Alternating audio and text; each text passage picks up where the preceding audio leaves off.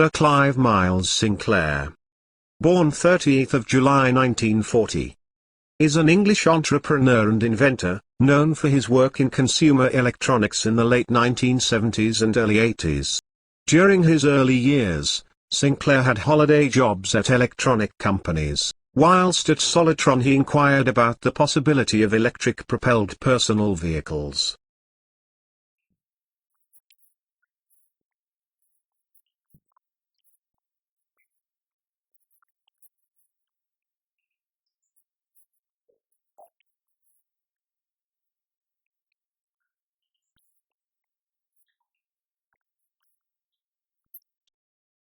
While at school he wrote his first article for Practical Wireless.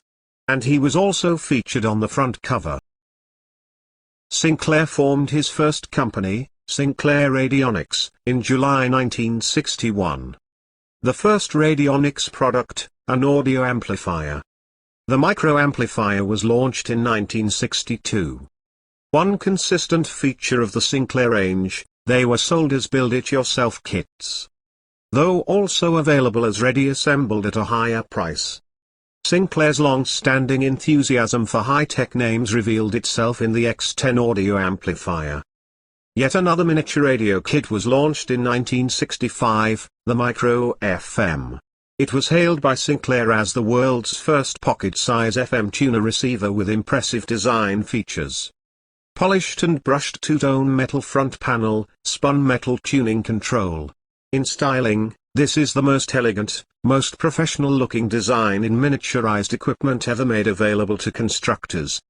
And is one you will be very proud to possess.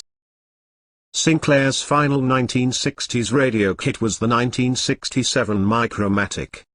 Yet again, it was billed as the world's smallest radio. The tag of world's smallest had by now become a well-established marketing gimmick for Sinclair. Sarah! Sarah! Sarah, can you hear me? Over! Sarah, if you can hear me, come in! Sarah, can you hear me? Over! Simon? As early as 1963, Clive Sinclair was fascinated by the possibility of producing a miniature television.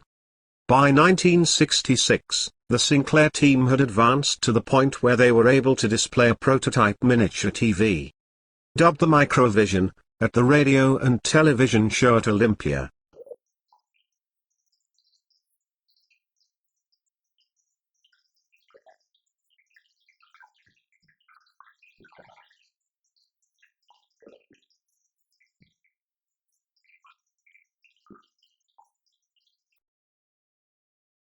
Although Sinclair prematurely advertised the Microvision as being an amazing Sinclair triumph, the device never went into production. It was simply too difficult to manufacture due to the way that it had been constructed. Technology had also moved on, and the Microvision returned to the drawing board for another decade. In 1972, Radionics launched its first electronic calculator, the Executive.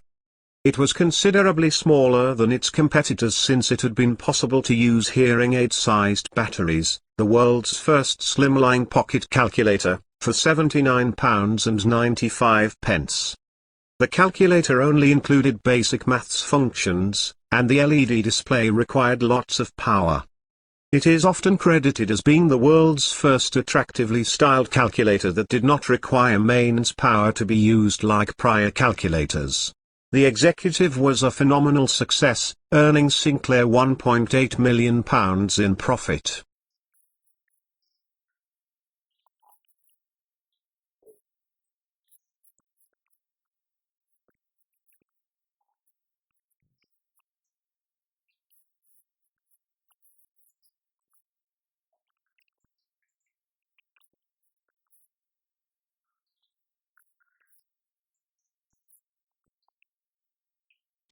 In 1973 the slightly larger Sinclair Cambridge was introduced at a far cheaper price of £29.95. A cheaper executive was also launched shortly after. In addition to expanding the Cambridge range, the Sinclair Scientific was launched in 1975. It was a scientific pocket calculator for the very competitive price of £49.95. In 1977 a revised model, the Scientific Programmable, was released at £29.95. In 1975, was the launch of the Oxford range of briefcase calculators. He also attempted to capture the top-end calculator market with the Sinclair Sovereign, available in plated gold or silver. The calculator was critically acclaimed for its excellent engineering, its design and enjoyed short success. The DG Leisure Centre arrives at Harding and Hobbs and smashes the price barrier. With the 5-function Sinclair Cambridge percentage calculator, now only $7.95, including VAT.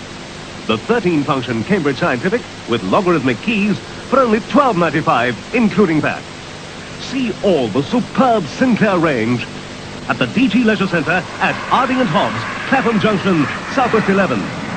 In August 1975, Sinclair introduced the digital black watch at £17.95 in kit form, and £24.95 ready-built, although this wasn't available to buy until January 1976, including a 4-digit LED display.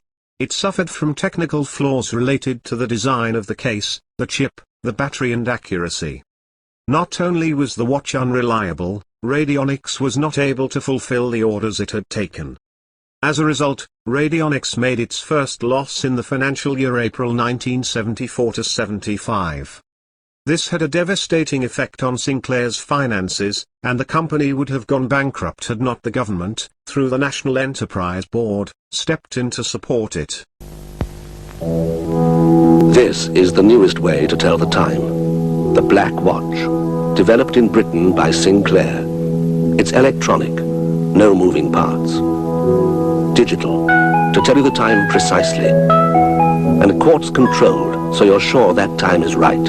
In fact, for a year, we'll replace your watch free if it doesn't keep time to a second a day. Look out for the Black Watch in today's papers, or tomorrow's. The Mtv One Micro Tv was the second model of a near pocket-sized television. It was shown to the public at trade shows in London and Chicago in January 1977, and released for sale in 1978. Development spanned 10 years and included a cash infusion of £1.6 million from the UK government in 1976. The Mtv One used a 2-inch black and white cathode ray tube, CRT. Wolsey Electronics in Wales manufactured it for Sinclair. The original price tag proved to be too high to sell many of them.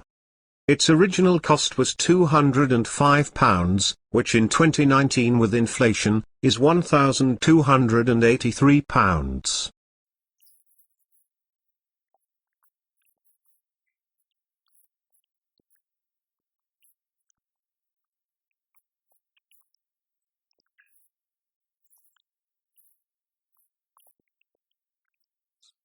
Sinclair lost over £1.8 million in 1978, eventually selling its remaining inventory to liquidators, at greatly reduced prices. The Mtv One B, released later in 1978 at the much lower price of £99. Sinclair himself was certain that the new and improved TV One B, a more efficiently designed model, launched in the autumn of 1978 would take off, causing demand to spiral and saving the company. In the event, the gamble failed. The TV One B was the last product from Sinclair Radionics. In July 1979, the National Enterprise Board, Sinclair's government backers, announces plans to sell off calculator and TV interests of Sinclair Radionics. Sinclair resigned and received a £10,000 golden handshake. The rights including the Microvision and Enterprise calculators were sold to Binatone for over £1 million. In January 1980 Sinclair Radionics ceases to exist. Sinclair formed another company, initially called Ablesdale Limited, in 1973. This changed name several times, eventually becoming Science of Cambridge Limited in July 1977. In November 1980, Science of Cambridge was renamed Sinclair Computers Limited. And in March 1981, Sinclair Computers was renamed again as Sinclair Research Limited.